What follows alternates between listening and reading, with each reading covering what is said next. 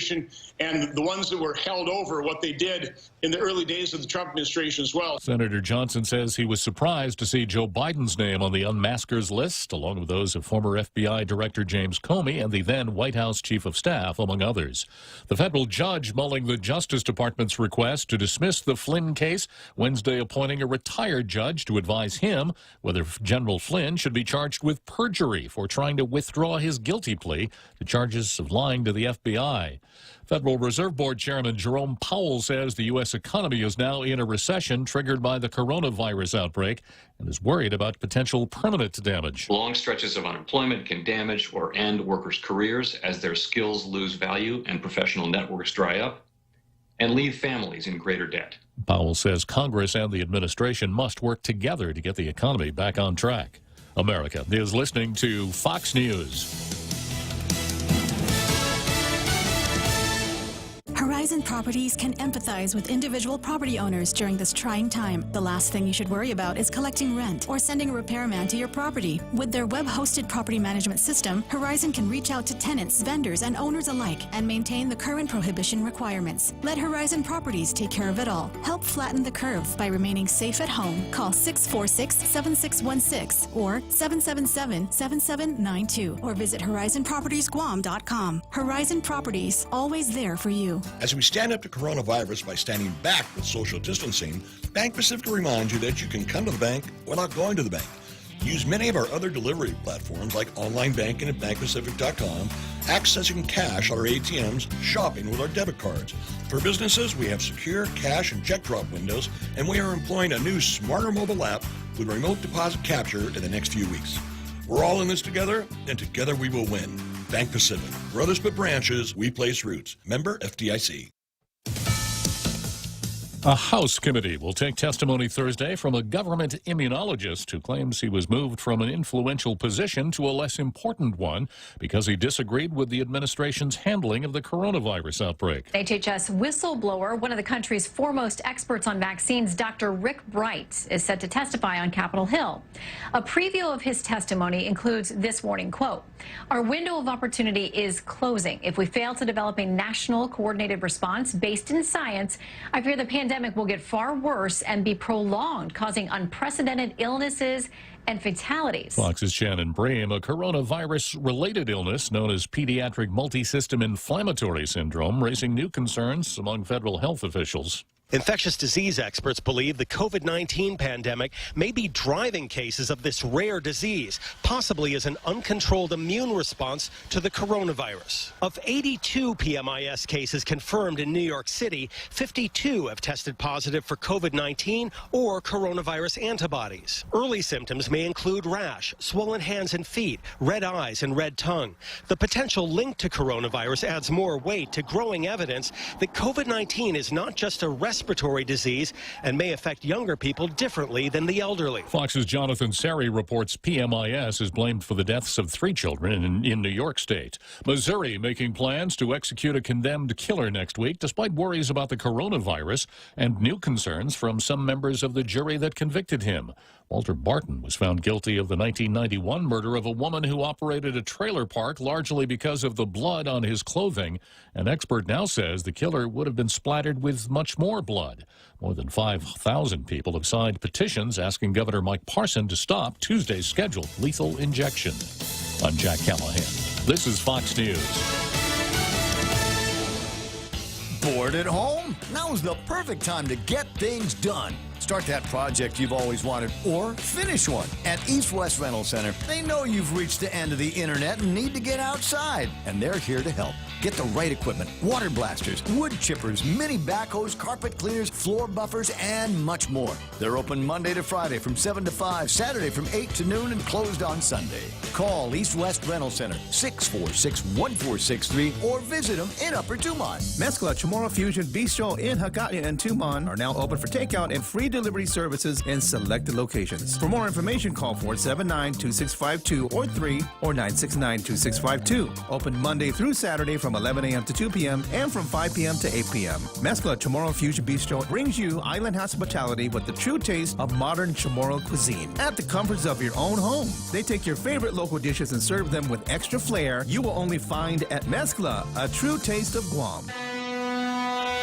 Hofady, this is Kayla from APL Guam. Here at APL, our expertise and extensive network can help you grow your business and reach out to more markets. As a responsible carrier, APL is also committed to a sustainable future, whether it's protecting the environment or investing our efforts in giving back to the community. Our dedicated team in Guam and the U.S. mainland are here to support you. Call 588-4651 or visit apl.com. Tall Tales with Bob Klitzkie is brought to you by Bank Pacific, banking on the Pacific for 65 years. It's also brought to you by Security Title, providing solutions for complex real estate transactions. Welcome to Tall Tales with Bob Klitzkie, the only show on talk radio where common sense is a lot more common. Phone lines are now open at 888-TALK. That's 888-8255. And now, The Point proudly brings you Tall Tales with Senator Bob Klitzkie. A well-regulated militia being necessary to the security of a free state, the right of the people to keep and bear arms shall not be infringed.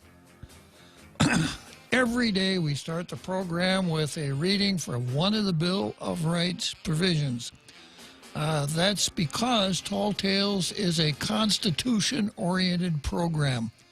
We're very interested in the individual rights of every person that lives under the American flag. I would like to think that I have a small role in protecting those rights and urging you to protect them. Always on the lookout for those who would infringe on those constitutional rights, such as the Second Amendment. So that's the reason that I kick off the program every day with a respectful reading of the Second Amendment to the United States Constitution. From there, I go on to Demi Cotney, which is also called Meet the Press. I've got a card, which is sort of like a boxing card that highlights all of the bouts going on in our territory today. We have a seventh inning stretch. We have a seventh inning stretch from Wrigley Field in Chicago. We visit Churchill Downs in Louisville, Kentucky. We have a gigantic halftime show that begins at 1700 that winds up with a barrage of cannon fire. It's a very interesting, educational, elucidating program. You will be very glad that you tuned in if you are like, if you have never been a part of the international radio listening audience before. If you are a regular member of the Tall Tales Truth Posse, then what I've just explained is something that you take almost by second nature. So before I proceed to Demi Cotney today, I've got a little housekeeping to do. I have to, as we say, square away the Real Joe Cruz. Are you ready, Real Joe Cruz? I'm always ready, sir. I was listening. My favorite morning pastime is to listen to the Ray Gibson show, featuring Ray Gibson and a cast of thousands, or at least, three, one of whom is the Real Joe Cruz. And I heard a dialogue between you and the host, Mr. Ray Gibson, talking about your long sojourn in the bathroom at a time that he required you to fulfill one of your duties. Have I got that right, Real Joe Cruz? You've got that right, sir. Yeah, so he wanted you to do some technical thing, which is, of course, what we rely on you for as a producer. But rather than being ensconced in your glass and line booth, you were, as you said, in the bathroom, correct? Correct, sir. Well, I just want to set the record straight here. On Tall Tales, there is no bathroom. That's right. I would expect and almost require that you take your bath before you get here. Oh, yes, sir. Yeah. bath or shower, it's your option. But please don't wait until you get here to take a bath. Yes, sir. Okay. And, of course, I would expect you to maintain your post there in the control room so the tall tales is aired in a very smooth and fluid fashion, which is ordinarily the way it goes, thanks to you. However, if you have to answer a call of nature, don't even think about going to the bathroom. Yes, sir. You may absent yourself to make a head call. Oh, a head call. Yes, you Yes, may sir. proceed from the booth across the hall to the head Yes, sir. and make a head call. But I don't want to hear any more about, where's the real Joe Cruz? Oh, he's in the bathroom. Yes, sir. It won't happen again, sir. Yeah, thank you, real Joe Cruz. I thought you'd understand if I explained it in that super clear fashion, which is my penchant. Crystal clear, sir. Thank you very much, real Joe Cruz. Can we go on to Demi Cotney now?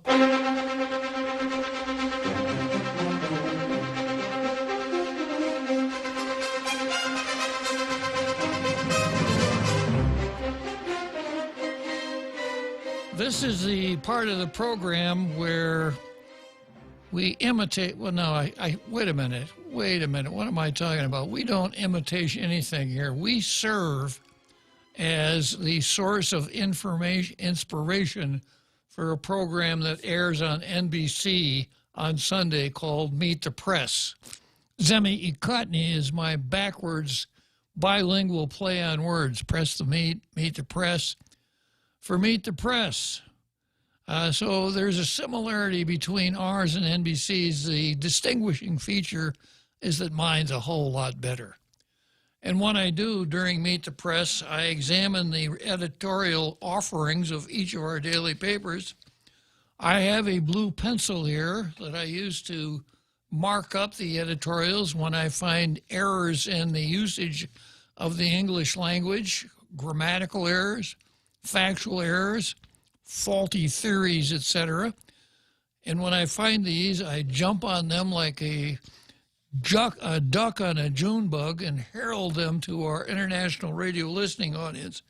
Having completed that task, I then award the coveted blue star, the better of the two editorials, which almost always goes to the Guam Daily Post because the Daily News doesn't want to play. The Daily News, rather than write an editorial about what's going on our island, Daily News calls itself a local newspaper, but instead of running local editorials, it runs boilerplate from the USA Today or Gannett News Service.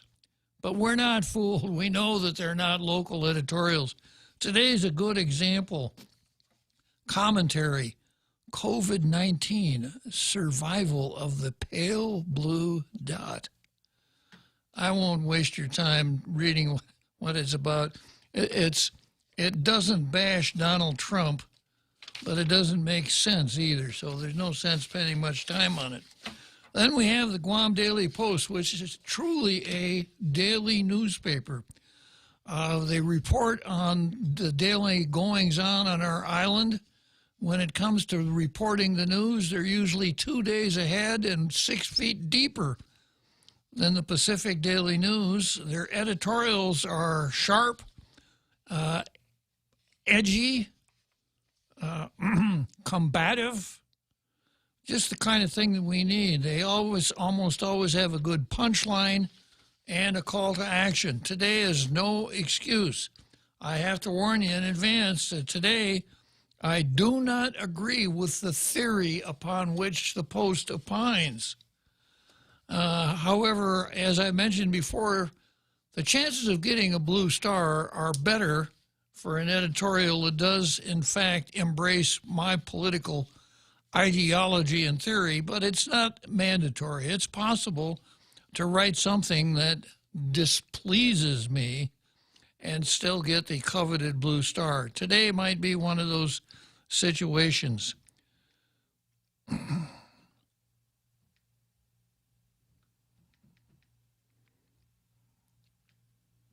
Working on my Facebook here. Here's how it goes. frontline workers deserve to be compensated properly. Well, I can't disagree with that. I'd say that every worker deserves to be compensated properly. Our nurses and other healthcare workers, firefighters, and police officers who stand at the front lines in this fight against, I'm going to say, Wuhan virus, although the editorial uses the term COVID-19, but as a matter of editorial, my editorial powers, I don't horse around with COVID-19. I call it what it really is. It's the Wuhan virus. So whenever I'm reading something that has the words COVID-19 contained within what I'm reading, I substitute the correct term, which is Wuhan virus. Today is a good example of that. So our nurses and other healthcare workers, firefighters, and police officers who stand at the front lines in this fight against the Wuhan virus should be properly compensated based on what the rules allow. Now, I would say not based on what the rules allow, I would say based on what the rules require. Senator Joe San Augustine has said the government of Guam's personnel rules that cover pay during natural disasters and other emergency conditions require double pay for workers who were required to work. On April 29, San Augustine wrote to the Department of Administration. I think he actually wrote to the Director of Administration. I don't think the Department of Administration can read. So let me mark that up. One bad mark here for the Post. Let's not anthropomorphize departments of the government. The Department of Administration is not a person. It can't read. It's not even a legal fiction. All right, anyhow, San Augustine stated that Governor Lulian Guerrero's signing of Executive Order 2020-03 declaring a state of emergency should have triggered the application of rules and regulations that cover pay for classified employees working under emergency conditions.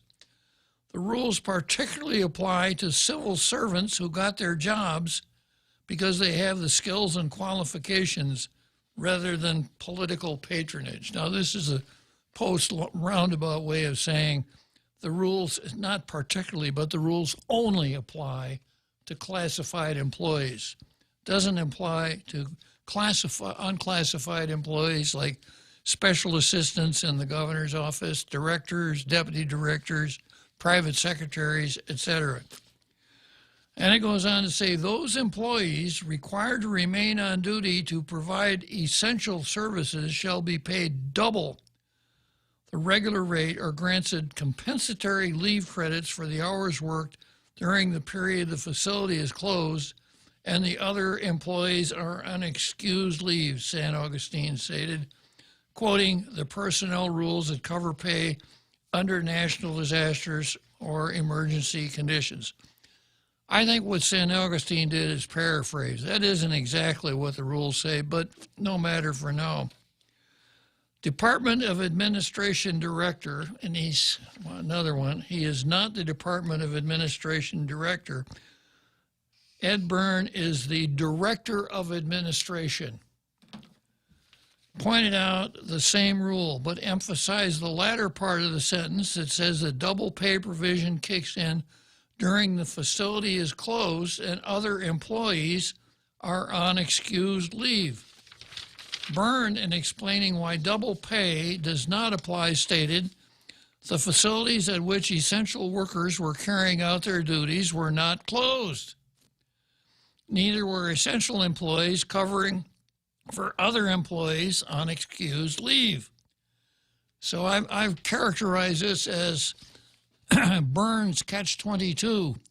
Obviously, the fire department isn't closed because you go to any fire station and you'll find firemen there. Obviously, the police department's not closed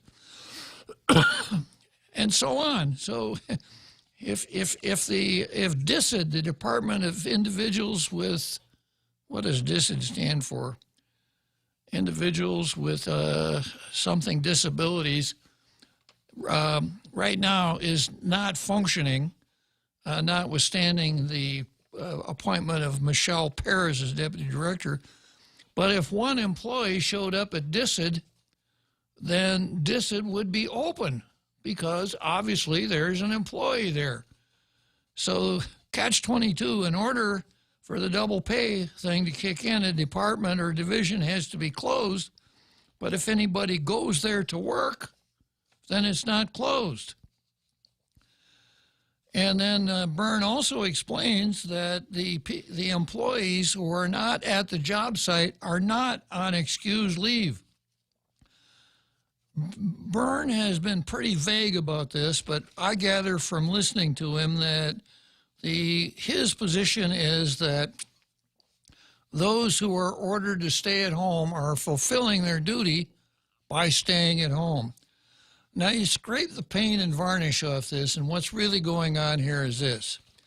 Thousands of government employees are getting paid to stay home and watch old episodes of Law and Order or the afternoon soap operas, or I don't even know what's on TV in the afternoon.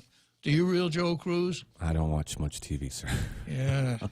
You don't have a TV in your bathroom at home, do you? No, sir. I have one in my head, though. You have one in your head? Yes, sir. Do you replay old episodes of Tall Tales? No, sir. You don't? Wow. So, again, scraping the paint and varnish off, what's going on here is thousands of government employees are getting paid for doing nothing. They still draw their checks, etc. They can do pretty much whatever they want to, sleep in, watch TV, listen to Tall Tales, which is what they ought. That's what Byrne ought to be telling. If you're not working, you better, by God, be tuned in to Tall Tales. That's what he should be telling them. So if these people get paid for not working, then is it fair for some people to actually go to the job site and undertake their duties if they don't get paid for that? So the thinking is, yeah, they got to get paid for that, but they got to also get paid for the stay-at-home money. Otherwise, it's not fair. It's just not fair, because some people don't have to work at all and they get paid, but I got to go to work and I get paid too, but I should get paid. I should be able to stay home and not get paid. And if I can't stay home and get paid, then when I go to work, I ought to get paid for that too. And that comes out to double pay. That's what it's all about.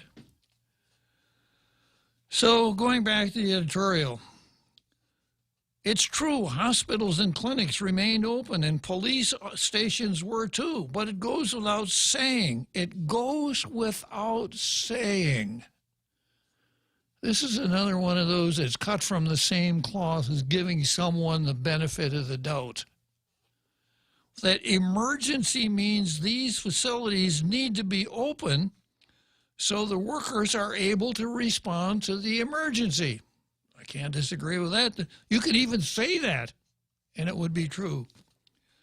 So the reference to the non-closure of the facilities was an excuse. It doesn't explain why frontline workers are being treated differently from what the rules allow. Now that goes back to my first quibble here. I don't want people to get paid for what the rules allow. I want people to get paid for what the rules require. That's why we have rules. Hurt by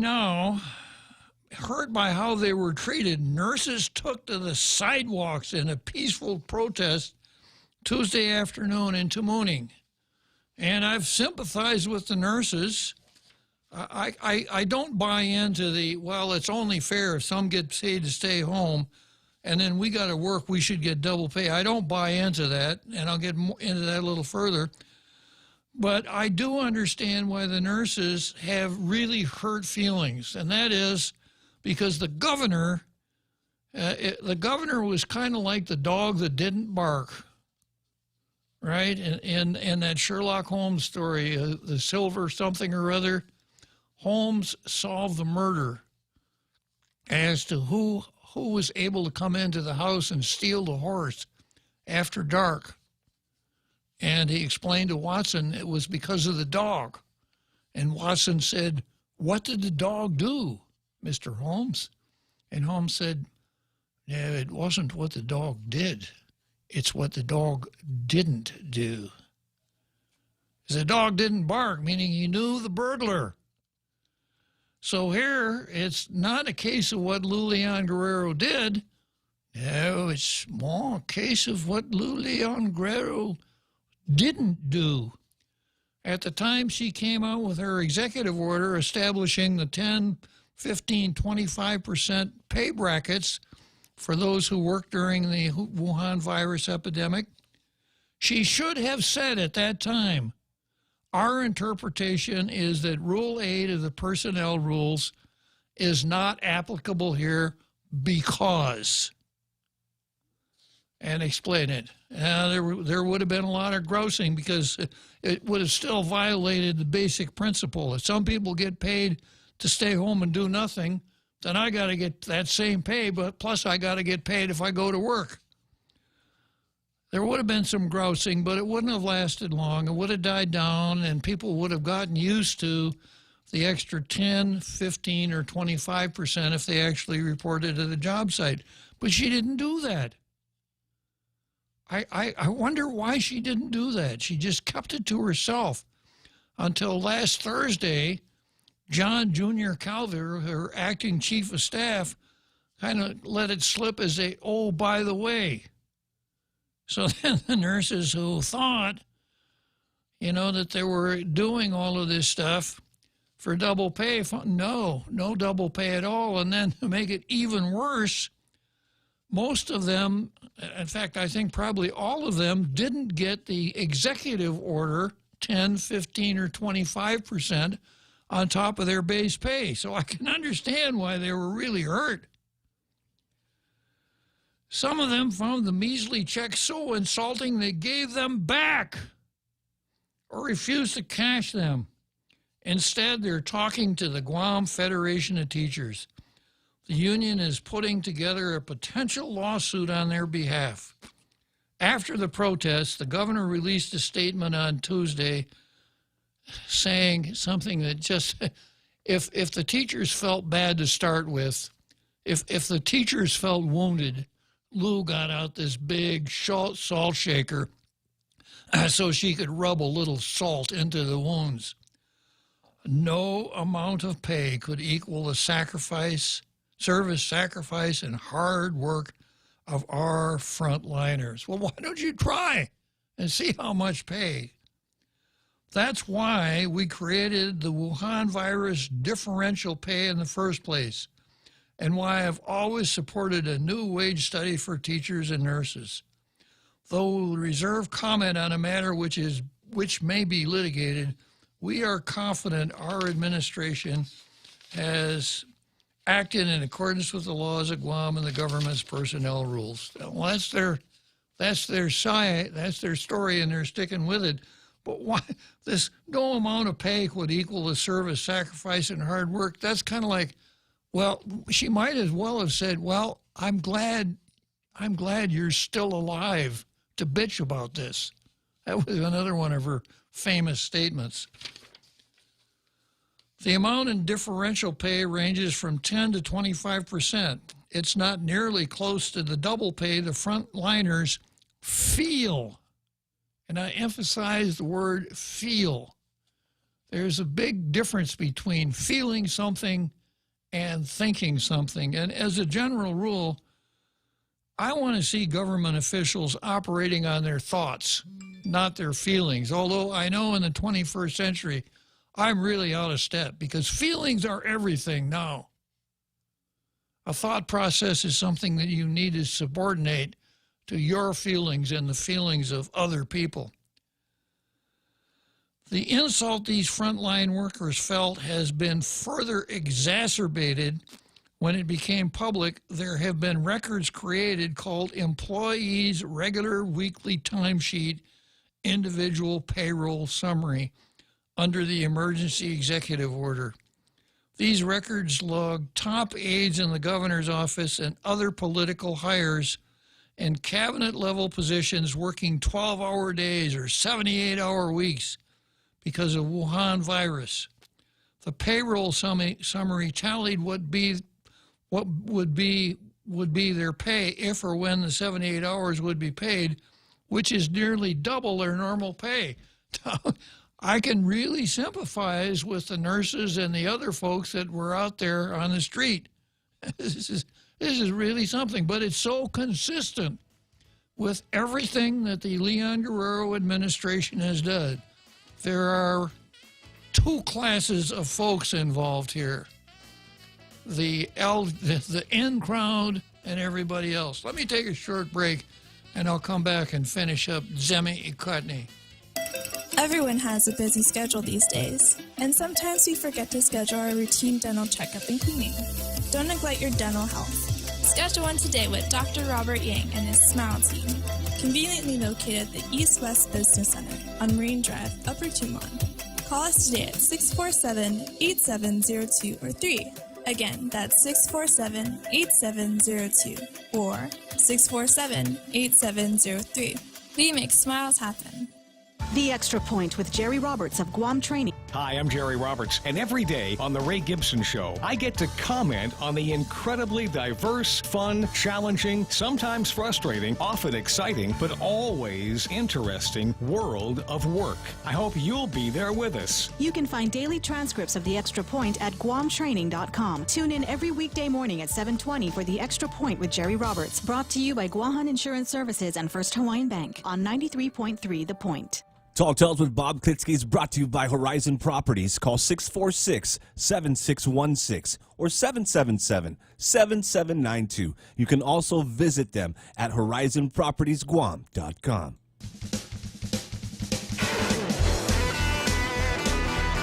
And now back to Tall Tales with Bob Klitzkie, the one radio show politicians don't want you to listen to.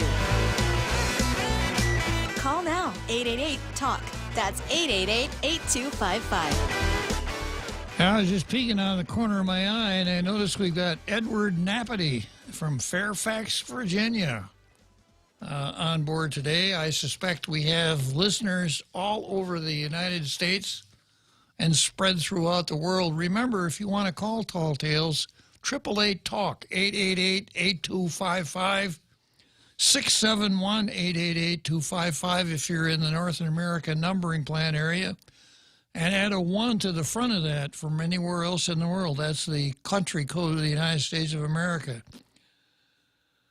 Okay, so I've seen that log. I've talked about it on the air. I've read off some of the numbers, etc. Some very high-paid people clocking in for long hours. Now, the governor's office has stated, now, it wasn't the governor's office. The governor's office can't talk. Have you ever heard the governor's office talk, real Joe Cruz? I've never heard that building talk, sir. No, I've been down there more than once, and I never heard it say boo. It's just quiet. Just there. Carlo Branch said. Oh, okay. Yeah, but Carlo Branch is not the governor's office. Carlo Branch has stated this log was only for record-keeping or tracking purposes, and there was no intent to actually give the top aides double pay. No intent. Mm-hmm. Unless they could do it without getting caught. It's highly unlikely the purpose is merely a matter of paperwork with no intent to pay the officials nearly double their pay further down the road.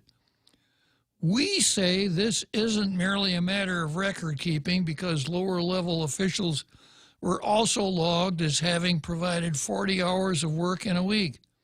The document also states this form shall not be revised or altered. Why establish a record that officials had worked 78 hours at a rate of $57 to $60 an hour on a document called individual payroll summary if they're not going to be paid the hours reflected in the log?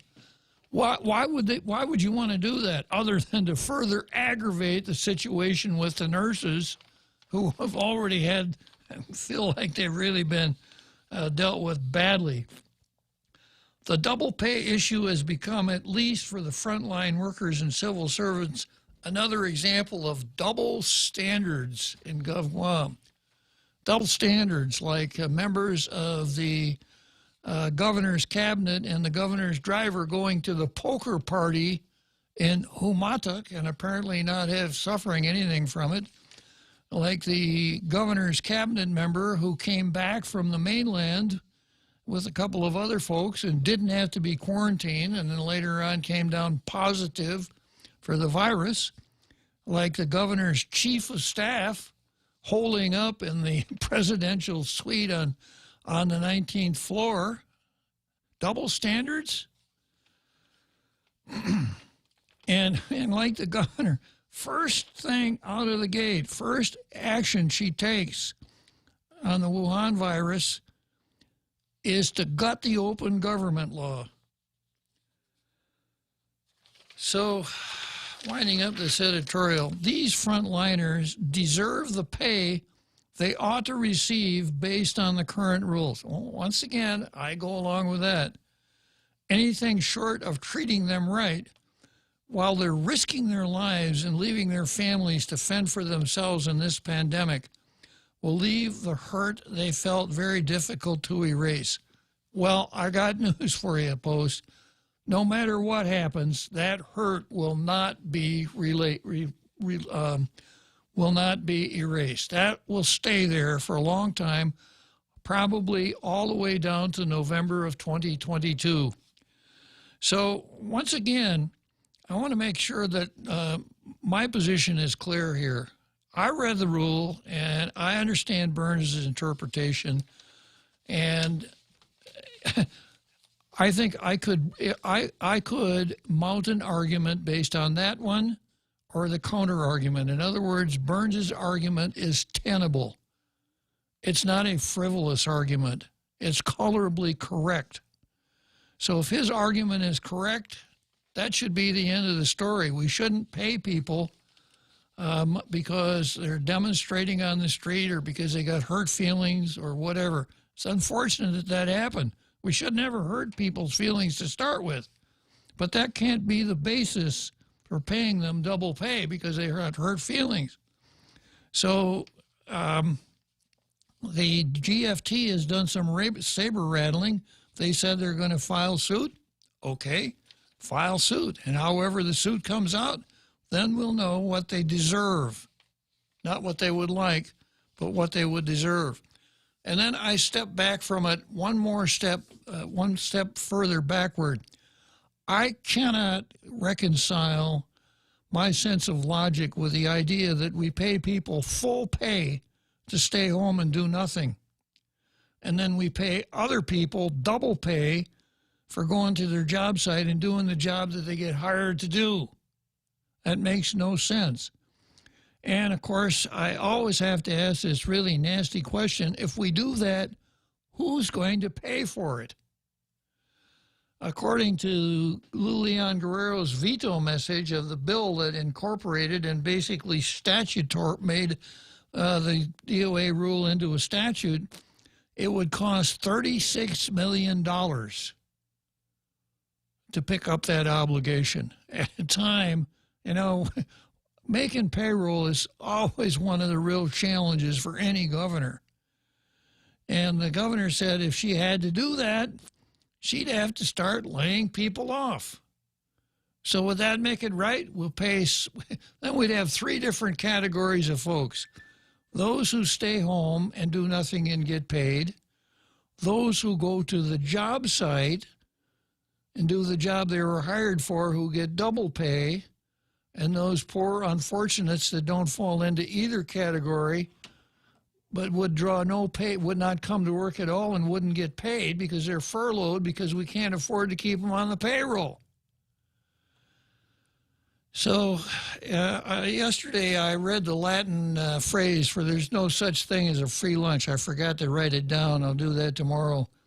But there's no such thing as a free lunch. Somebody has to pay for all of these things. And the somebody starts out being the taxpayer, unless we get into one of those situations where we engage in an over-generous rule that causes profligate spending to the point that some government employees are not going to get any paycheck at all. So one of the things that needs to be done if we ever get past the Wuhan virus is to sit down with Rule 8 and turn it into something that makes sense. I've mentioned this before. It had never been, the Rule 8 never attracted much attention to itself before because it arose after typhoons when, you know, a lot of people really couldn't go to work because their job site was underwater or something like that. And the emergencies were of a short duration. But that's not where we are now. We're in a totally different ballgame. And the rule, in my estimation, my critical reading, does not pass the common sense test. Okay, back to the editorial. I don't agree with the theory of the editorial. However, notwithstanding a couple of mistakes in here, like ascribing human characteristics to, what department was it? To the governor's office, and also mistitling the director of administration. It's an edgy editorial. It calls for action and makes a good point, one that I don't agree with, but, you know, I am such a fair person, so fair-minded, so even-handed. That goes right along with my modesty and humility, that even given those factors, I'm still going to give the Post the blue star. Congratulations, Guam Daily. And it looks like I'm running out of ink. I hope that's not a... I hope that doesn't foreshadow what's going to happen to the Guam Daily Post. I guess I better get a new blue pencil. Okay, so...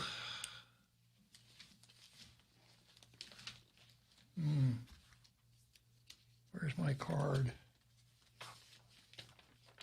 I didn't bring a card along. No matter. I'll just go through it. This is what I've got on the card. I've got Troy versus Janela. I've got Wisconsin versus, I got Wisconsin versus the shutdown. I've got the Guam, the Grand Ole Party versus liability, nurses versus the burn versus the law. I've got Juanita Cruz versus Commissar Linda DeNorsi, Lulian Guerrero versus Eddie Calvo, also known as the pot versus the kettle. I've got Common Sense versus the Silly Six, Separatists versus the United States of America, and Saviorism versus self-determination. I got a lot of stuff on the card today, and it's all really interesting. So let us begin. Starting out with Lou versus Janela. I've covered this a couple of times. I pointed out that Public Health has hired Sean Gumatau to be their public relations person, even though they already had somebody on the payroll at $50,000. I've got at Public Health, and even though that employee at Public Health allowed Linda to go forward, Commissar Linda DeNorsi, to go forward and say that there can be no sacramental services when she communicated with the liturgical committee of the Catholic Church. And then, of course, we have the matter of Janela's apology. Janela mooted out some microphones at a speech, at a press conference of the governor. she cut some members of the media off when they were asking questions. And a couple days later, maybe the next day, the lieutenant governor said what she and Carlo Branch did was absolutely wrong, and they should apologize to the reporters and to the people.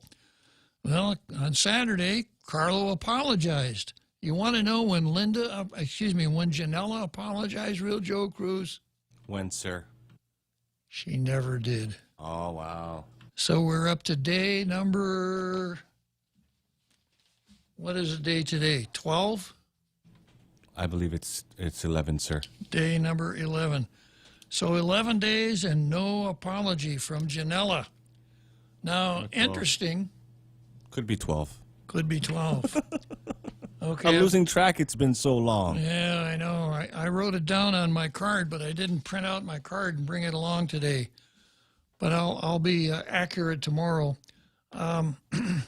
Interestingly enough, I was listening to the Ray Gibson show this morning when Ray Gibson floated the news that there's a rumor that Janella and Carlo are going to be replaced by Carlotta Leon Guerrero and Jane Flores.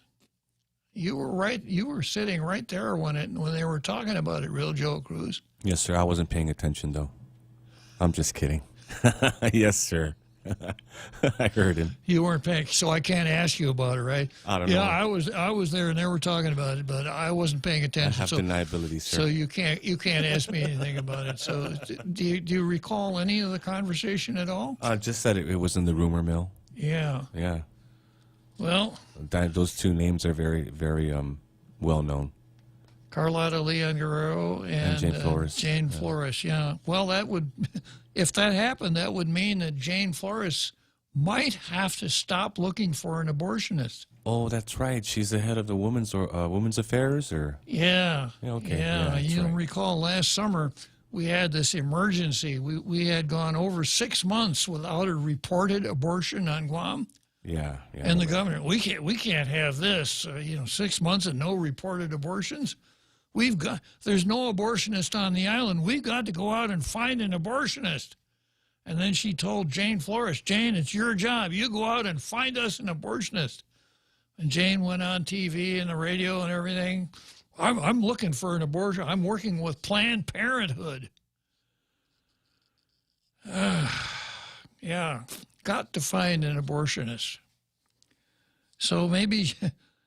I don't think she was successful in her quest. I hope not. But maybe she'll stop looking for an abortionist if she takes over for Janella or Carlo or whoever. So that's that item on the card. Next item on the card, I got a couple of short ones here. Wisconsin versus the shutdown. I still follow Wisconsin politics for a couple of good reasons. One, it's where I grew up. I left there when I was 24 years old, and I still have some understanding for the state and its politics and the meaning of certain things that happened back there. I'm happy to say that the county that I grew up in, Walworth County, when it came to presidential elections, voted for the Republic from Abraham Lincoln on down to Obama's reelection. Always voted Republican. And I guess I got to take some of the blame for going Democrat when Obama ran for re-election, because it's kind of like George Bailey in It's a Wonderful Life, because I wasn't there to stop the county from making that horrible mistake. And then the other reason I follow it is because I think there's a really strong argument to be made that the whole Trump revolution started in Wisconsin with a governor named Scott Walker. Scott Walker Okay, I'll come back here and finish up with Scott Walker in just a minute and go on to During this time of great uncertainty, Security Title is working to support our essential banks. We are working for the family who would have been homeless if their purchase was delayed, for the families refinancing to lower mortgage payments, for the contractor who has fronted the cost to build a home, and the surveyors, appraisers, inspectors, and the realtors who cannot make a living without selling a house. With our office doors locked and our essential team members complying with all government protocols, in our own small way, Security Title continues to serve our community. Bored at home? Now's the perfect time to get things done. Start that project you've always wanted or finish one. At East West Rental Center, they know you've reached the end of the internet and need to get outside, and they're here to help. Get the right equipment: water blasters, wood chippers, mini backhoes, carpet cleaners, floor buffers, and much more. They're open Monday to Friday from 7 to 5, Saturday from 8 to noon, and closed on Sunday. Call East West Rental Center, 646-1463, or visit them in Upper Dumont. Tall Tales with Bob Klitzkie is brought to you by Mezcla. Mezcla Chamorro Bistro in Agagna and Tumon are now open for takeout and free delivery services in selected areas. Terms and conditions apply.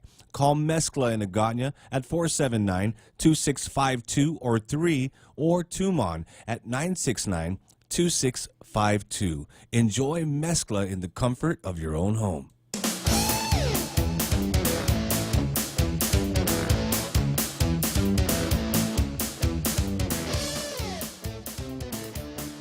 So there we are, back to the Badger State, Wisconsin. So when Scott Walker was governor, he promoted the Republican majority in the Wisconsin State House to pass legislation called Act 10, which had a serious effect on public employee unions in Wisconsin. I won't go into all of the details, but the bottom line, it saved the state of Wisconsin millions of dollars and really angered teachers and other government employees. So they vented their anger by staging day after day of demonstration at the Wisconsin State Capitol, which is right in the middle of the capital city of Madison. And if you hadn't been in favor if you had been neutral up until that time, when you saw the media coverage, the TV coverage of these demonstrations, you probably would have said, I don't want my teachers, I don't want people like behaving like that. If that's what Walker is against, I'm for Walker. At the same time, 19 senators from the upper house of the Wisconsin legislature took off for Illinois and stayed in a motel in Rockford right across the state line, so that the Senate would not have a supermajority to pass part of the bills that Walker wanted to pass. So they really covered themselves with glory there. So as a result of all of this, the militants in Wisconsin got a recall election going. In Wisconsin, if there are enough signatures on the recall petition, you have a new election. And Walker ran against a guy named Tom Barrett, beat Tom Barrett, was reelected. The Republicans really cemented their hold on the Wisconsin state legislature. And I see that as the precursor of the Trump movement, because it showed that Republicans, if they act like Republicans, can garner a lot of support. Walker was a candidate for the Republican nomination, didn't do so well. Walker was, using a baseball analogy, Walker was a pretty good baseball player, but he couldn't hit major league pitching. So he struck out when it came time to run for president. So that's why I follow Wisconsin. And the story I have in front of me here, the Wisconsin Supreme Court has struck down Governor Tony Evers' order shutting down daily life to limit the spread of the Wuhan virus, marking the first time a statewide order of its kind has been knocked down by a court of last resort. So Wisconsin leads the way. And then another reason to follow Wisconsin politics, you'll remember during the 2016 election, Hillary Clinton couldn't be bothered by such a jerkwater state, such a state full of hicks as Wisconsin.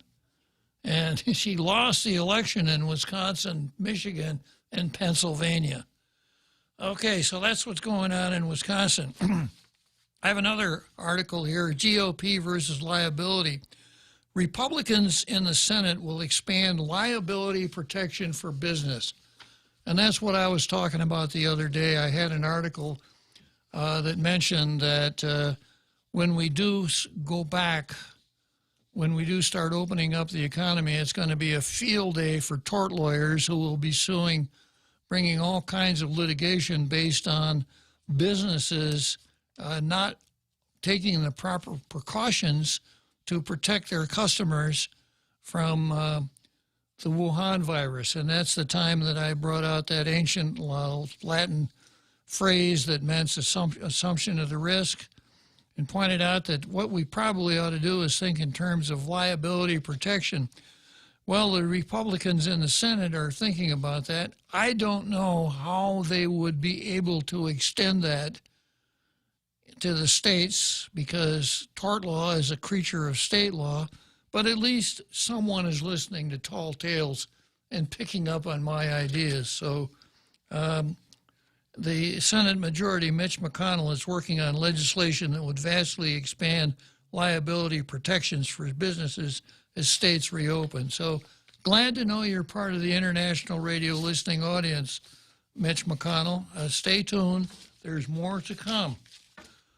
Okay, next item on the card is nurses versus the burn. I don't have much to add. There isn't much new on nurses versus the burn since their demonstration, and and the fact that 2 Democrats have now come out and joined with the nurses in their protest to try to bring attention to this and get the double pay for the teachers. 2 Democrats. One is named Joe St. Augustine, and the other one is named Jim Moylan, who apparently is now going for the Will Castro Prize. But we'll pick up on that a little bit more tomorrow.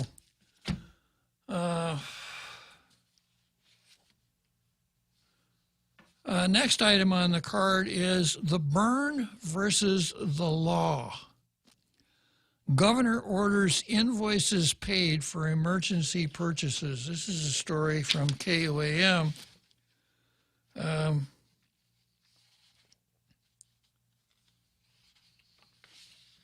Byrne was firm that he's received his orders. He received orders from the governor to sign. A lot of the papers are missing, and you stop everything we know about talking about purchasing, the purchases of these rooms in the 19th floor, the rental of these rooms, the hiring of these rooms. There's no note from the certifying officer that the funds are certified. There's no written contract. The signature of Esteves at Homeland Security, who is supposed to be running this stuff, is not there. Linda DeNorsi has clothed herself in plausible deniability so as to shelter herself.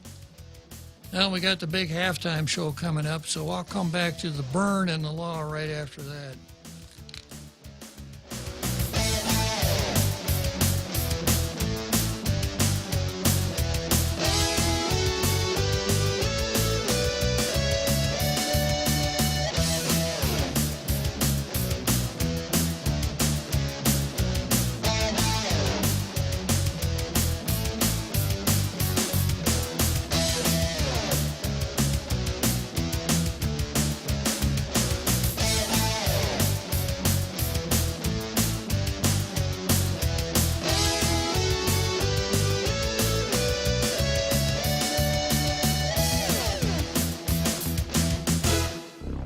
The Point is KUSG, Hagåtña, Guam, 93.3 FM and 104.3 HD3. Still bullish. I'm Jack Callahan, Fox News. The administration remains optimistic the economy will rebound. Treasury Secretary Steven Mnuchin telling Fox's The Story with Martha McCallum. I think we're doing everything to rebuild our economy, and I think that we will rebuild our economy. We will conquer this virus. I'm very optimistic as I listen to the doctors and others about the progress that's being made on vaccines. But Federal Reserve Chairman Jerome Powell is worried about long-term damage. Avoidable household and business insolvencies can weigh on growth for years to come. Powell says the impact of the coronavirus on the U.S. economy is the worst thing to happen since World War II. President Trump at odds with a member of his coronavirus task force over reopening schools. The president says states will determine how they reopen, but schools should be a part of it. I don't consider our country coming back if the schools are closed. And it's had very little, very unusual situation. It's had very little impact on young people. He also seemed a bit unhappy with infectious disease expert Dr. Anthony Fauci's testimony before Congress urging caution on the restart. I was surprised by his answer, actually, because, it's just, to me, it's not an acceptable answer. The president said it seems Fauci was trying to play all sides of the equation. Fox's Gernal Scott. Today, another critic of the government's handling of the outbreak will testify to Congress. Dr. Rick Bright, an immunologist with the Department of Health and Human Services, will tell a House Health and Commerce Subcommittee he was moved into a less important job because he disagreed with administration policy. FBI agents Wednesday serving a search warrant on Senator Richard Burr, reportedly taking his cell phone in an investigation of possible insider trading. Senator Burr denies doing anything wrong and requested a Senate ethics investigation. America is listening to Fox News. Bored at home? Now's the perfect time to get things done. Start that project you've always wanted or finish one. At East West Rental Center, they know you've reached the end of the internet and need to get outside, and they're here to help. Get the right equipment: water blasters, wood chippers, mini backhoes, carpet cleaners, floor buffers, and much more. They're open Monday to Friday from 7 to 5, Saturday from 8 to noon, and closed on Sunday.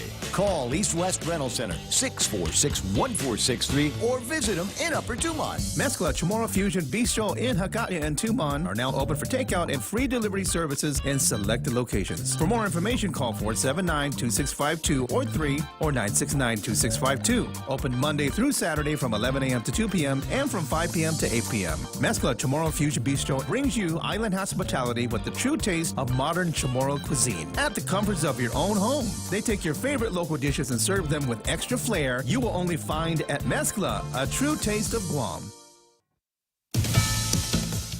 Federal Judge Emmett Sullivan has asked a retired judge to help him study whether the former National Security Advisor, Michael Flynn, can be charged with perjury for pleading guilty to lying to the FBI, then trying to withdraw that plea. The Justice Department says there was no legal basis for the case. The unmasking of Flynn's name from foreign surveillance reports swerving into the presidential race. President Trump questioning the honesty of former Vice President Joe Biden following reports that Biden and other top Obama administration officials have been involved in the effort to unmask former National Security Advisor Michael Flynn. So how do you know nothing if you're one of the unmaskers? It's one of the very big stories, and I suspect you'll have, if it's possible, even bigger stories coming out. According to a report by Acting Director of National Intelligence Rick Grinnell, Biden and former FBI Director James Comey are among the top Obama officials who tried to unmask Flynn's identity during the FBI's Russia investigation. At the White House, John Decker, Fox News. The Supreme Court hearing oral arguments yesterday over the Electoral College system. They're the ones who actually choose the president. But are members of the Electoral College free to buck their state's direction and vote as they choose when it comes time to cast their ballots? That's the question the 9 justices must now wrestle with following hours of arguments on Wednesday. Justice Ginsburg seemed skeptical. It's somewhat hard to understand the concept of something I am pledged, bound to do. I have made a promise to do something, but that promise is unenforceable. Other justices question what limits there are or should be on the state's ability to direct what their chosen electors actually do. Fox's chief Supreme Court correspondent Shannon Breen. And I'm Jack Callahan. This is Fox News. Horizon Properties can empathize with individual property owners during this trying time. The last thing you should worry about is collecting rent or sending a repairman to your property. With their web-hosted property management system, Horizon can reach out to tenants, vendors, and owners alike and maintain the current prohibition requirements. Let Horizon Properties take care of it all. Help flatten the curve by remaining safe at home. Call 646-7616 or 777-7792 or visit HorizonPropertiesGuam.com. Horizon Properties, always there for you. Half a day. This is Michelle from APL Guam. Here at APL, our expertise and extensive network can help you grow your business and reach out to more markets. As a responsible carrier, APL is also committed to a sustainable future, whether it's protecting the environment or investing our efforts in giving back to the community. Our dedicated teams in Guam and on the U.S. mainland are here to support you. Call 588-4651 or visit apl.com. During this time of great uncertainty, Security Title is working to support our essential banks. We are working for the family who would have been homeless if their purchase was delayed, for the families refinancing to lower mortgage payments, for the contractor who has fronted the cost to build a home, and the surveyors, appraisers, inspectors, and the realtors who cannot make a living without selling a house. With our office doors locked and our essential team members complying with all government protocols, in our own small way, Security Title continues to serve our community. Tall Tales with Bob Klitzkie is brought to you by Bank Pacific, banking on the Pacific for 65 years.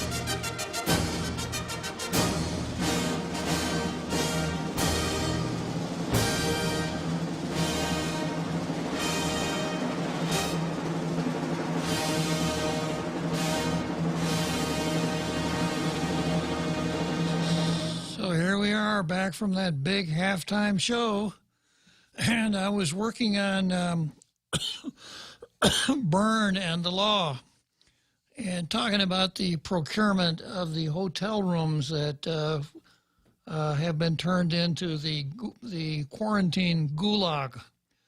As you know, we're paying $100 a night for each hotel room, 3 different hotels, whether the rooms are occupied or not. At first, we were told that the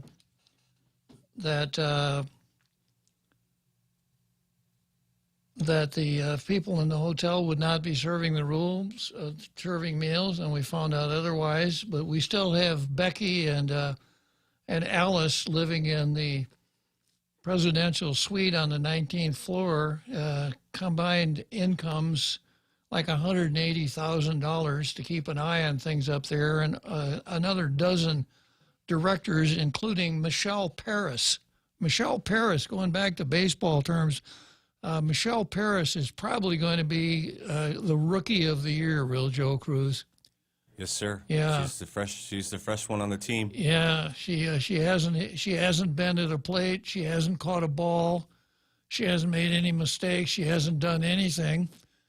But she was brought in to do nothing, brought into a job that didn't need to be filled in a department that wasn't open, so that she could start drawing her $75,000 per year salary and 10, 15, or 25% Wuhan virus pay. By the way, Real Joe Cruz, I noticed that during the halftime show, you stepped out of the control room? Yes, sir. Went to the head, sir. You went to the head. Not, yes, sir. You didn't go to the bathroom? No, sir. Yeah, okay. I didn't have to powder my nose. Very good, Real Joe Cruz. Very good. Okay, so that's what we've got with these hotel rooms. And we know from the news that none of the procurement formalities have been complied with, that we don't have the certification of funds from a certifying officer, that we don't have We don't have the signatures that we need, like Charles Esteves over at Homeland Security. Linda DeNorsi has found herself some plausible deniability, saying, well, yeah, my electronic signature's there, and it has to be there, but I don't remember those papers. There's no procurement record. We've seen some stories that show that there is an effort to go back and try to put together a procurement order, but so far there is no procurement order. So we don't have really any, and there's no written contract with the hotels. But we have a story here that ran in KOAM that Burns said, yeah, the governor told me to sign these checks and pay for those rooms, and that's what I did. The governor wanted it done, and I did it. I was only following orders, Sergeant Schultz said. Yeah. So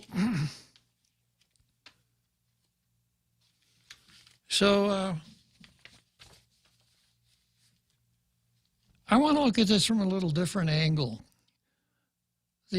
According to the stories, the person that negotiated the deal was Hai Hun, who is the governor's legal advisor, governor's son-in-law, governor's counsel when she was president of the bank.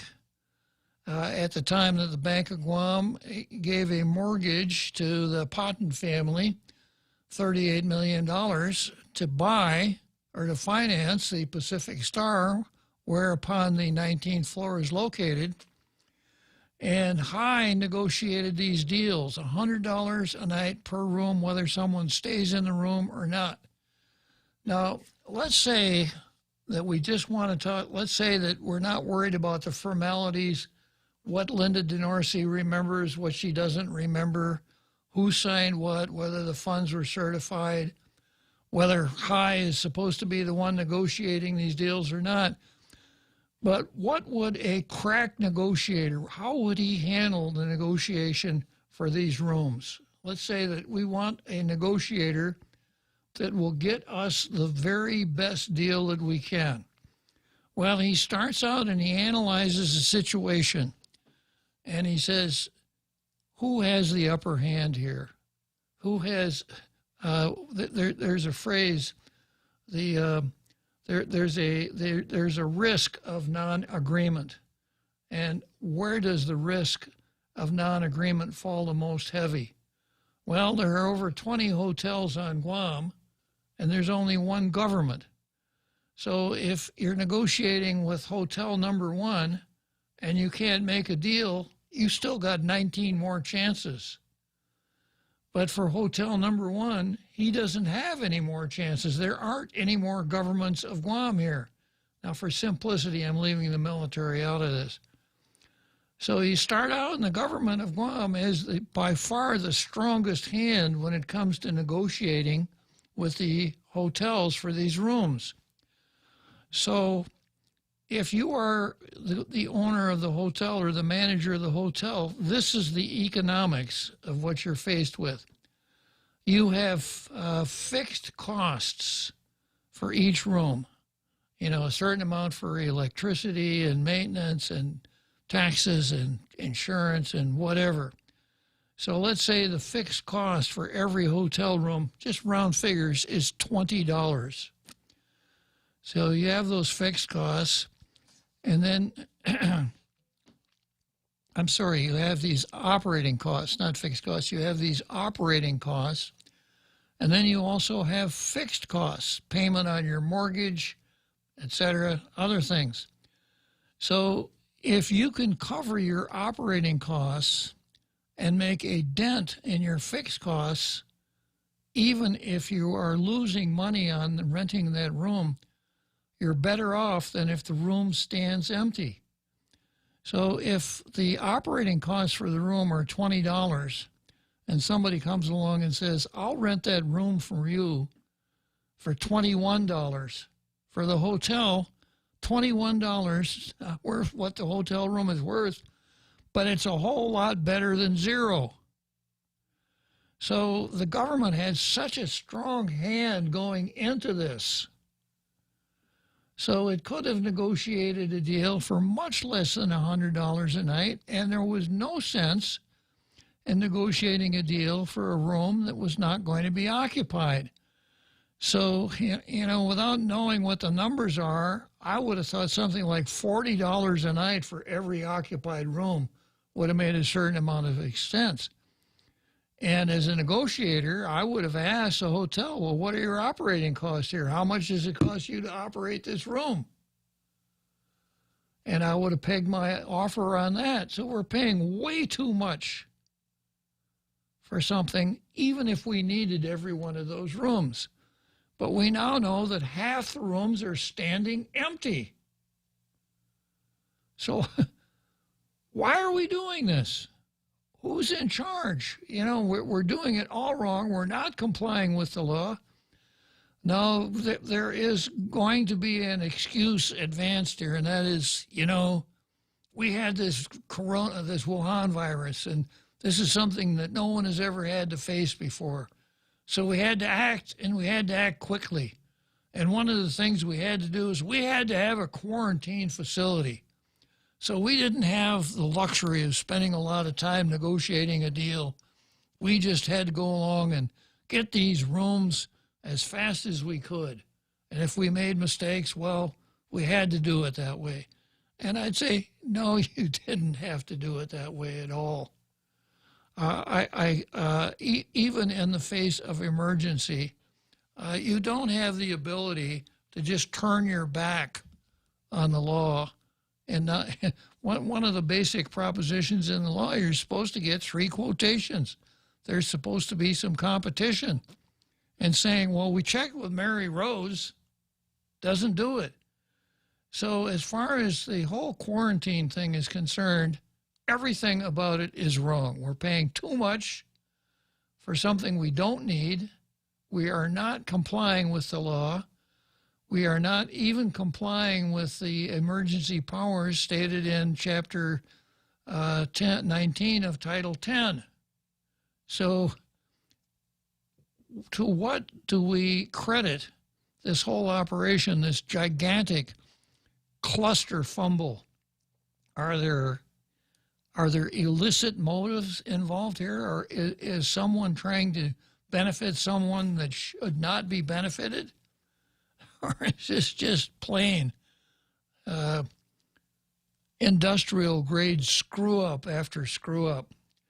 Well, it's good that we have a public auditor here who said that one of the things he's going to be auditing is the way these hotel rooms were leased. And, you know, audits by their very nature are always after the fact. You don't audit something while it's happening. You wait until it's over, or at least there's an arguable endpoint. So when the public auditor completes his audit, we'll know, we should know, was this just one gigantic cluster fumble, or were there some improper motives involved here? Was this whole exercise done so that we could put some extra money in Alice and Becky's pocket as they ensconce themselves in the presidential suite on the 19th floor? You know, my suspicious mind just kind of drifts over that way. It was a nice way to put extra money in pockets of people who were already highly paid. And of course, you know, one of the things that you do as a negotiator, it's kind of like playing poker, playing stud poker. You got a couple 7-card stud, you got a couple of hole cards there. You don't show your hole cards to the other players. And you conduct yourself in such a manner that you may be able to cause them to believe that your hole cards are something that they really are not. In order to be a good poker player, you must have a poker face. so that the other players, when you look at your hole cards, you smile and you'll say, well, this guy's really got something there. So Hai Hun showed his hole cards right off the bat because he justified this rapid procurement and these advance payments, another thing that's prohibited by the procurement law. He justified the advance payments because the hotel said, you know, we have cash flow problems, so you have to pay us in advance. Well, when they told him that just strengthened his hand as a negotiator. But one who followed the news would think that the government's approach to renting all of these hotels, half of which weren't even needed, was to help the hotels who had cash flow problems. That's not the government's job, to help hotels with cash flow problems. So, but Byrne, even though everything was wrong with this procurement, I was ordered by the governor to pay those invoices for that rent. So I did it. I saluted, and yes, Governor, and I did it.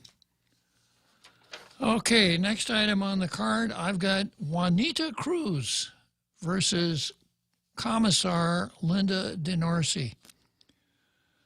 And this is the headline of the story. We need prayer more than ever. On Wednesday, about 20 people gathered at the former police Colban in Barragata for a rosary in celebration of Our Lady of Fatima, the Blessed Virgin Mary, despite a government mandate, limited gathering to no more than 10 people due to the Wuhan virus pandemic. Okay, so 20 Catholics met to celebrate Our Lady of Fatima, despite a government mandate limiting gathering to no more than 10 people. Juanita Cruz, 79, who founded the Our Lady of Fatima Barragata group, said participants meet on the 13th of every month, but stop doing so in March because of the social distancing guidelines and the ban on congregating. She said the first gathering in 2 months was done safely. We all wore masks and stayed spread apart from one another. Wednesday marked the 103rd anniversary of the apparitions of the Blessed Virgin Mary just outside of Fatima, Portugal. Going on, we've been doing this for the past 3 years since the 100th anniversary of Our Lady of Fatima, said Cruz. Her message is to pray because there will be a terrible war if we don't. So I didn't see Linda DeNorsi and her religious police up there. Now, you remember Linda DeNorsi, Commissar DeNorsi, has distinguished herself in two ways. The first way she distinguished herself was by stating that after some testing for the virus was going to be conducted at Astumbo, the Astumbo Community Center, people who tested positive, if there were people who tested positive, she and her minions would investigate their homes. And if the home were not a suitable place for someone testing positive to stay because there were old people or something there, that these people would be isolated. That Linda would take them to the public health gulag and incarcerate them there. And the way she said it sounded just like that. Had she said, when we have people who test positive, we want to try to protect the vulnerable people in their home. So we'll visit the home and explain that to these vulnerable people, and then give the opportunity to the person who tested positive to spend some time in quarantine. She didn't say that. We're going to take you out of your home and isolate you, is what she said. And then when the liturgical committee of the Catholic Church wanted to start doing the sacraments that are the basis, the root of Catholicism, things like baptism, confirmation, weddings, and most especially Mass, she wrote back and said, and the liturgical committee laid out, the precautions they'd take. She wrote back and said, no, this threat is too great. I can't approve. You cannot have sacramental services. Well, we have a First Amendment that says that let me read it here. I don't think Linda's ever read it. Congress shall make no law respecting an establishment of religion or prohibiting the free exercise thereof. So Congress can't do it, state governments can't do it, territorial governments can't do it, but Linda can. I'm prohibiting you from sacramental services.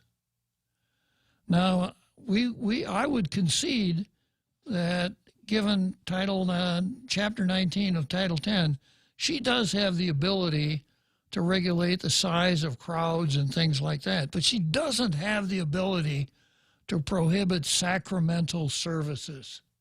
Just can't do that. So, as far as I know, Juanita Cruz and her courageous group of 20 people are the only people on this island who really understand the First Amendment. They went out and they're doing it. There were 20 people in their group, even though they're not supposed to be more than 10. But they're adults. Juanita's an adult. She's 79 years old. So there's a picture in the post. They're all spread out. They're at least 6 feet apart. They're all wearing masks. So what's the problem other than apparently Linda's hate for Christianity and her thought process that thinks she can ban sacramental services? So unfortunately, my blue star is not functioning very well today, but such as it works, I'm going to give a blue star to Juanita Cruz. Congratulations, Juanita. Man, you're just passing out blue stars, sir. Well, when people rate it, they get it. I noticed that there wasn't anything said about Juanita causing the group to take a break to go to the bathroom. True, sir. At least a blue star is not like one of those coins you get from the general. Because I got one from him, and I felt pretty special. But then again, I heard he gives one to everybody. Yeah, well, that's kind of a convention amongst military types. You're supposed to have a coin that represents your group. So when Colonel X gives you one, you should give him one of yours. Oh, okay. So we don't have coins for tall tales. We should. You're right. We should. Yeah, but if there were a tall tales coin, I could see the futures market. I could see those coins being worth more than gold. That's true, sir. The day they hit the street. Yes, sir. Yeah. Okay. So next I've got the pot calling the kettle black. This is Lou Leon Guerrero versus Eddie Calvo. And we start out with a note in today's PNC, or last night's PNC, or maybe it's today's PNC. Leon Guerrero accuses former Governor Calvo of being cold-hearted by politicizing the crisis. Now, being cold-hearted, that is about as bad as it gets. Governor Leon Guerrero has taken exception to recent remarks made by former Governor Eddie Calvo, which were critical of her administration and the island's Democratic leadership. Island Democrats control the executive branch, the legislature, and the Washington delegate seat. Calvo has criticized the current administrations to the Wuhan virus pandemic. On K57 Monday, the former governor called the Democratic Party leadership of Guam an abject failure. Now, that kind of bothers me a little bit, Real Joe Cruz. Why, sir? Well, the governor called the Democratic leadership an abject. I thought that was my job. Oh, that's true, sir. I don't think he's got a microphone. No, sir. I can handle that all by myself. Thanks, Governor, but I can handle it all by myself. The morning on K57, Leon Guerrero responded saying, for the former governor to make those kinds of accusations about discombobulating and misuse and misspend of federal money, I think is totally irresponsible and borders on unethical behavior.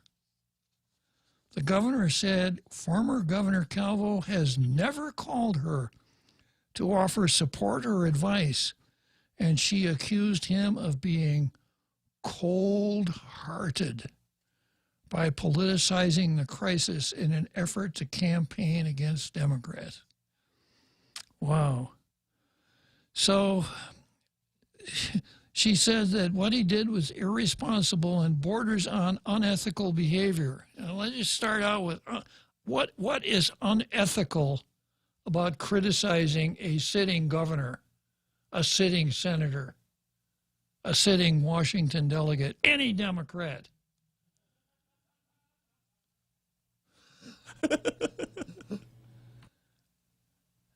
That's not unethical, Governor Leon Guerrero. I think the message here that you're trying to convey is this: anyone who criticizes me is obviously unethical. Well, she says it's irresponsible. Well, irresponsible is a whole lot different from unethical. And in a war of words, I could see where one person would, in the face of criticism of a governor, the governor could toss back, well, you're irresponsible because. That's one thing.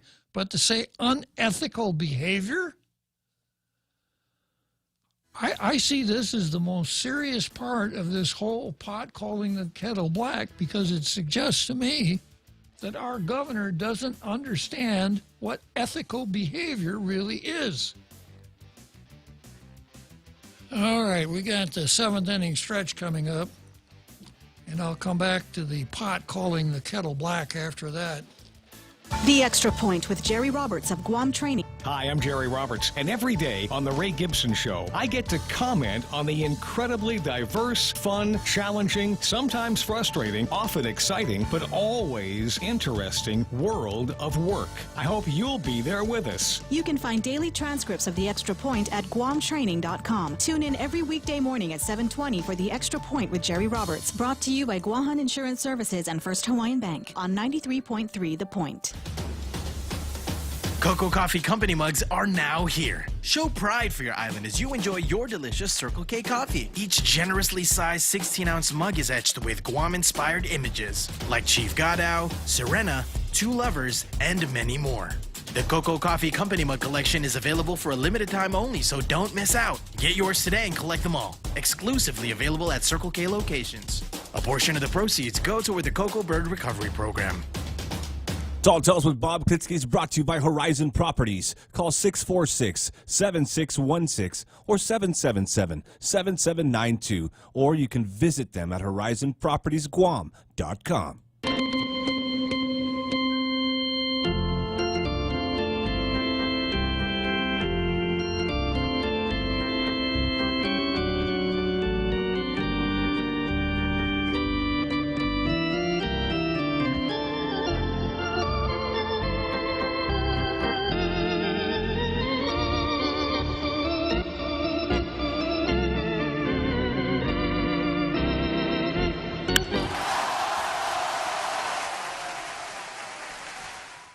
Yeah, so coming back here to the pot calling the kettle black, the former Governor Calvo was critical of the Democrats who control the legislature, the governor's office, and the Washington delegate, and used the word discombobulated in his criticism.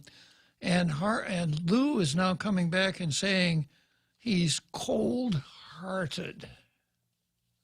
Cold-hearted. And one of our posters said, talked in terms of cold-hearted, meaning heart, the difference between cold-hearted and heartless meaning no soul. And then, of course, that takes you right to Lilian Guerrero, who is kind of the queen of abortion here on the island. But her accusing the governor, former Governor Calvo, of unethical behavior is very troublesome. They can have a spat. You could talk in terms of what the proper role of an ex-governor can be, should be, whatever. And if you want to throw the word irresponsible at him, fine.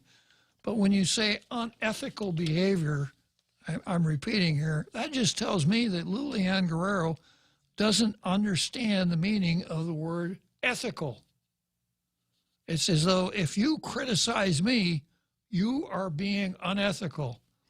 Of course, the whole area of ethics is a boondoggle now because Lou impaneled an ethics commission at the beginning of her administration that has done absolutely nothing since it was impaneled. And, of course, you know what Lou has done to support that new commission that she appointed, absolutely nothing. So I think we may have to add a new chapter here to Tall Tales, ethical behavior according to Lou. And then the governor said, Lilian Guerrero said, former Governor Calvo has never called her to offer support or advice. Never. And she accused him of being cold-hearted by politicizing the crisis in an effort to campaign against Democrats. So campaigning against Democrats, that's just forbidden, right, Real Joe Cruz? Yes, sir. And politicizing the crisis. No one has politicized the crisis, certainly not the governor herself has not politicized the crisis. Okay, now there was an article that ran in today's Post, that actually has the title, Pot Calling the Kettle Black. And this is from Ray Topaznia, who holds the distinction of having been the director at GURA in both the Calvo and Leon Guerrero administrations. He says, I was disappointed but not surprised when former Governor Eddie Calvo decided to criticize efforts of the Leon Guerrero administration in dealing with the Wuhan virus pandemic. Well, I will be the first to admit that there have been a few missteps along the way. Yeah. The former governor should refrain from fueling the fire as his actions over 2 terms may have led to Guam's finances being so fragile that it was ill-prepared to deal with an economic collapse brought on by this global threat. Economic collapse. Has there been an economic collapse? Only half of an economic collapse. We know that our private sector is really, really hurting bad. But we know that our government is in really, really good shape. Lou told us that at the very beginning. I have a $29 million surplus. I've got the rainy day fund. Our collections are coming in. We've got the federal money coming in. We're doing okay. No layoffs in the government of Guam. New hires, the whole Michelle Paris phenomenon, bringing someone into a job that had never been filled for 10 years at $75,000 a year plus Wuhan virus pay to hang out on the 19th floor. Plus paying all of the folks, the 24 folks that are assigned to the 19th floor, the Wuhan virus pay, paying people to stay home, etc. So,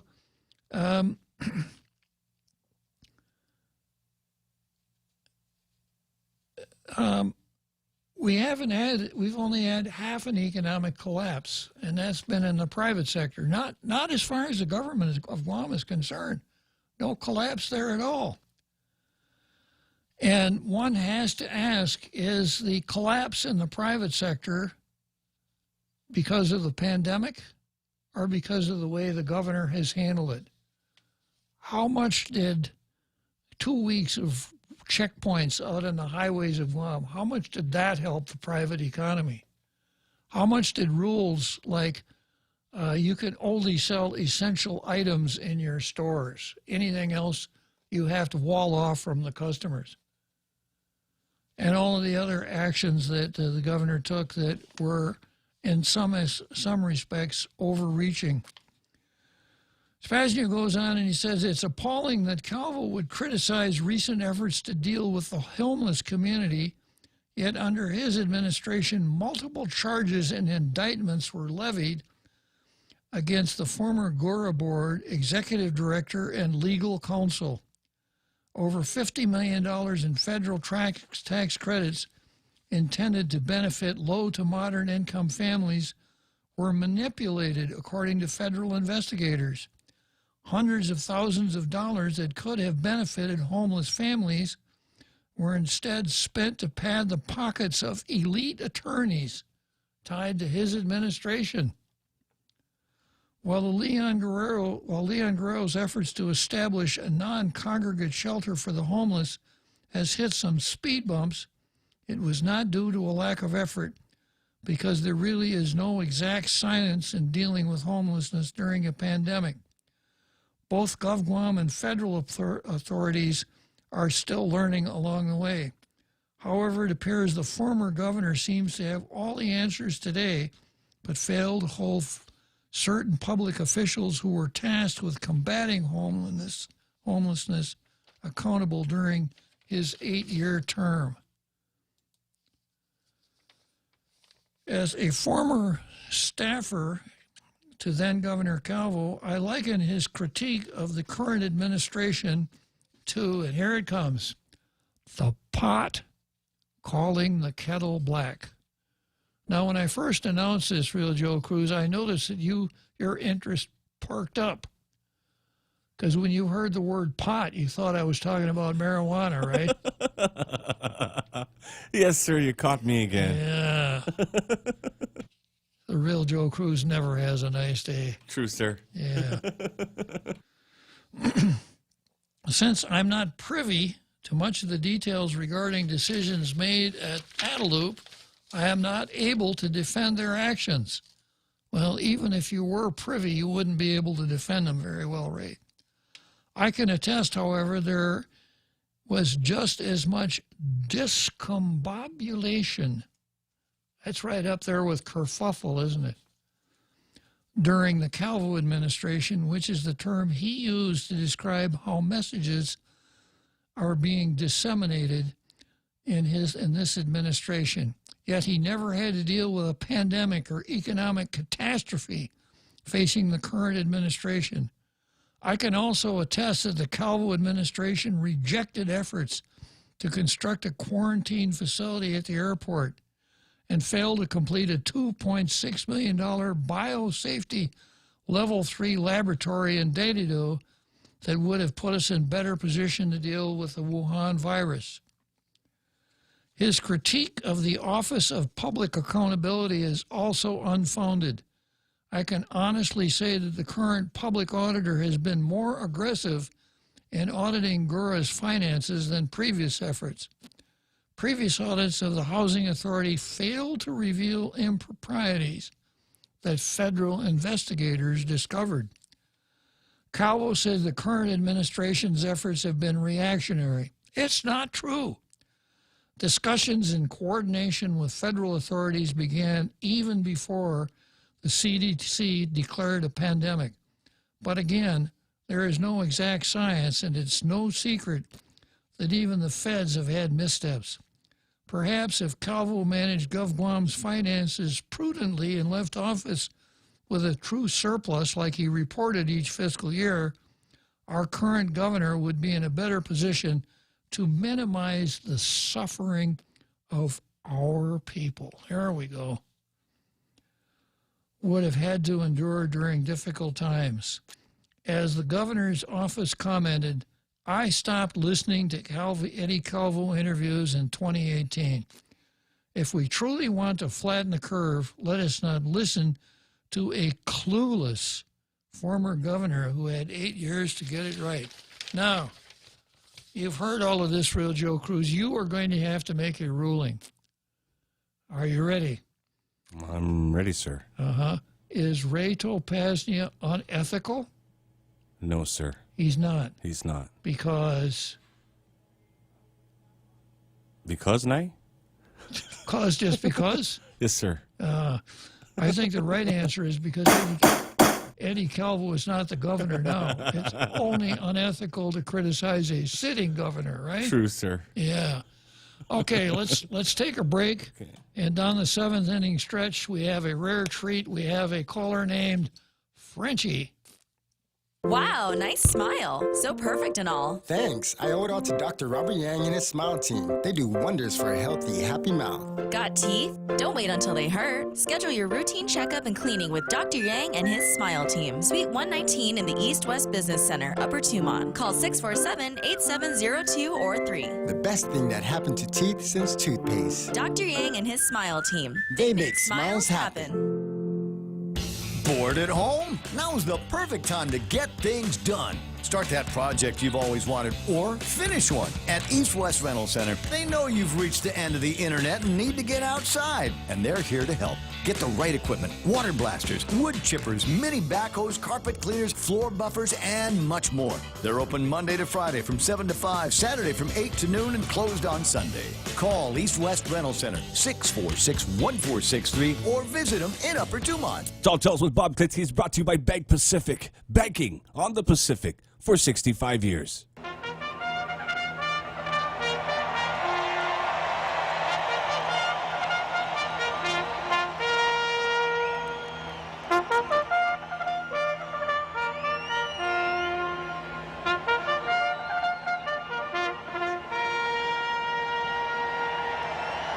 So we're going to head straight from Churchill Downs, Louisville, Kentucky, to the French Riviera. And as we're strolling down, strolling along the beach in Cannes, who do we run into but our old friend Frenchie? Good afternoon, Frenchie. Good afternoon, Bob. I didn't know if you can. Yeah.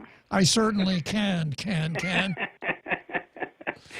Yeah, I was enjoying your little readings about ethics. You know, it sounds like the dams are taking lessons of ethics from James Comey. I was laughing pretty hard earlier this week because I saw that an otherwise pretty good university, William and Mary, back east, decided to give him a job to teach ethics at their university. That was kind of funny. He's probably the most crooked FBI director since Hoover retired his nightgowns. It's like putting Jack the Ripper in charge of the barber shop. Yeah, pretty much so, yeah. That's not even a close shave. So anyhow, I just finished rereading a great book and I read it in English. I didn't even know I had it in my library here. But The Plague by Albert Camus was a Nobel Prize of Literature back in the days. And I thought it was very appropriate to reread that book, especially since we were going with all of those shenanigans with the Wuhan virus. It was very much, it had not aged, and it was very much, very sharp on the analysis. It was good for me to reread that book. And I wanted to kind of go back and kind of go over all the things we went over. It's almost like peeling an onion, you know. I mean, there are so many layers. It's kind of confusing to a lot of people. But you know, and the farther you get into the the onion, the more you want to cry. That's correct. You took the words out of my mouth on that one. Yeah, it's. But you know, the first layer was China or the CCP, where, the virus originated in Wuhan, and now we know it came out from a lab, a level 4 lab. We don't know if it was an accident or just plain stupidity or something that was more sinister, but it was not coming from a wet market as the CCP first claimed, and then later on the WHO, the World Health Organization, kind of gave them a cover story for that. But what was very interesting is while they, and now it looks like they knew about it way before they announced it in early January. I mean, we're talking even maybe November or late October. But they decided not to stop international flights to Europe, to Canada, to Australia. Trump put a stop to the flights from China, I think in late January, I believe. But and they also denied, and the World Health Organization helped them to do so, that there were even person-to-person transmission at the beginning. So that was the first layer of the onion peels. And the other thing that I noticed is that there is almost like a natural coalescence between the Chinese Communist Party and the left in Europe, in Australia, in North America. I include Canada in there because our Canuck friends get pretty crazy sometime on the left. And we have a tendency to go back to early 20th century and see the Chinese as victims, and so whenever they pose themselves as victims, the left in this country and the rest of the West has a tendency to take it for granted that they are, even though this is a government that lies back and forth. You have a natural alliance between what the academia, the press, the Democratic Party, Hollywood, evening comedy shows. They all have the tendency to kind of coalesce with the Chinese, and they all agree all on one thing. They all hate Trump, all for different reasons, but they all hate Trump. And so that was another thing that I note. And the thing that really, the nail in the coffin, if you wish, was the experts. Now with 24-hour news channels, we have experts on everything. But this time we were really treated from the beginning with conflicting information from all the experts. Masks were not necessary. They don't help you protect you against the virus. And now we are back to the 360 position that you have to wear masks at all time, and you cannot go in a store or anywhere without a mask. So it's very confusing to the general public. The other thing that the expert really screwed up was the models, the famous models. And Guam was part of the problem on this. In the models, the projections were there would be 3 to 4 deaths per 100 people. And in fact, what we have is that we have less than 1 death per thousands. So it's a very different projections. And you have one guy in England, Neil Ferguson, who was one of the main proponents of those catastrophic death projections that led to the lockdown in most of the Western world, and numbers that Anthony Fauci took as himself as an expert. He made his bones with HIV, which is another scandal in itself. But he is the consummate insider, and they went to see the president and scare him to death and say, you're going to have millions and millions of people are going to die. And these are the models. This is science. It's a little bit similar to the science of the global warming.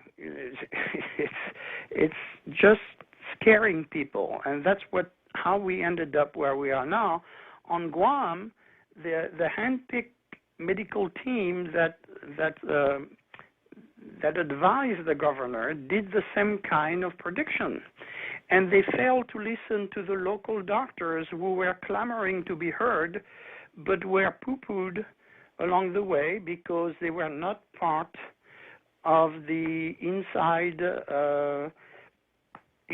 cabal that runs the government. And they did not at all anticipate what was going on, even though we could see in the rest of Asia what actions were positive and what actions were negative. Negative was China and, Taiwan, Korea, Japan to a little less, but also Singapore did very well.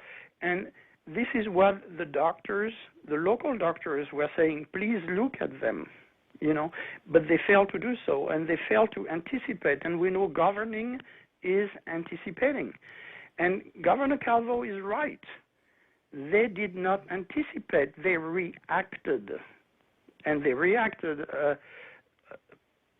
by going in the extreme other way. So then we go into the Chinese propaganda. And this is where Chinese propaganda, at the beginning they say, we're going to be in trouble, people are going to be upset at us. And after a couple of weeks they saw that, this was not the case, and they started going back to their old habits, which is propaganda. They're very good at it. And they started saying it, the U.S. Army started the virus and came up with all kind of stranger story every time. But what's very interesting is that the press and all our establishment automatically sided with China against the American administration. Trump closed the flights from China because he was racist.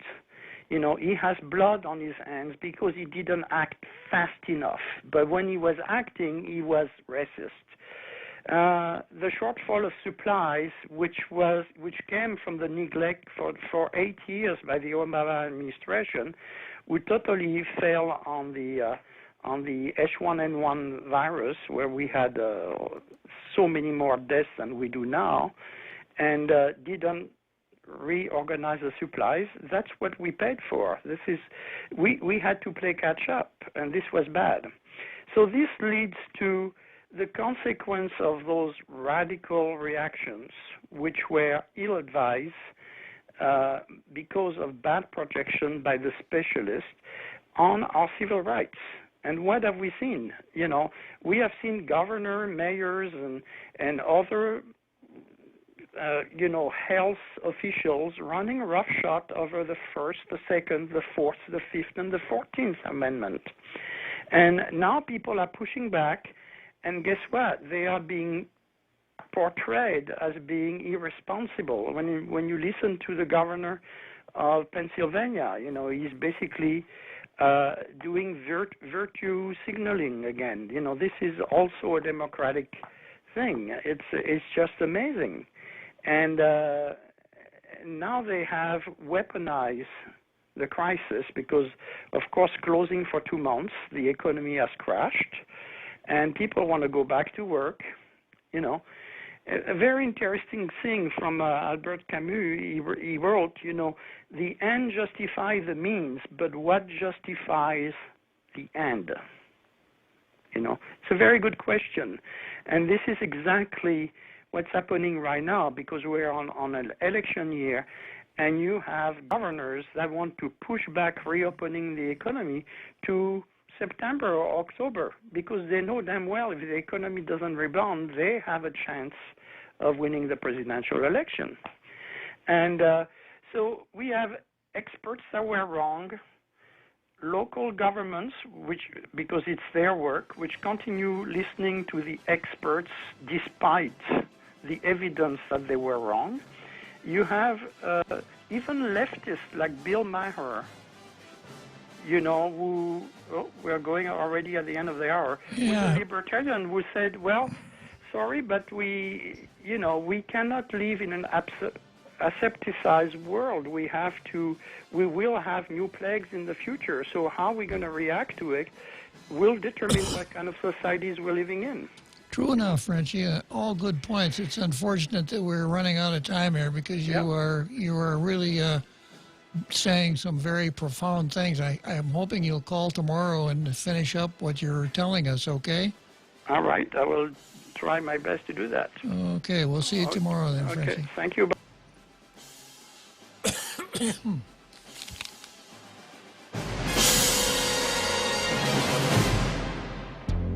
The Point is KUG, Hagåtña, Guam, 93.3 FM and 104.3 HD3. Charges against General Flynn. I'm Jack Callahan, Fox News. The federal judge asked to dismiss the case against the former National Security Advisor Michael Flynn, now